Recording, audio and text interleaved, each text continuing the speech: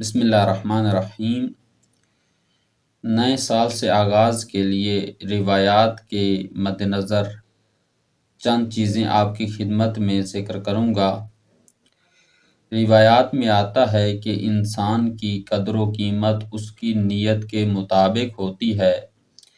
اگر کوئی انسان اپنی نیت کو خالص کر لیتا ہے تو یقیناً اس کو کامیابی نصیب ہوتی ہے۔ تو پہلی جو چیز ہے نئے سال کے آغاز میں ہمیں جو اپنانی ہے کہ اپنی نیت خالص رکھنی ہے اور اپنا عمل بھی خالص اللہ کے لیے کرنا ہے۔ اور دوسری جو چیز ذکر کی گئی ہے روایات میں وہ یہ ہے کہ اپنے نفس کا محاسبہ کریں۔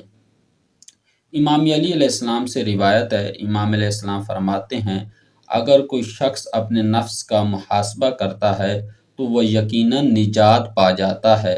اور تیسری چیز جو روایات میں ذکر ہے وہ یہ ہے کہ وقت کی قدر کریں۔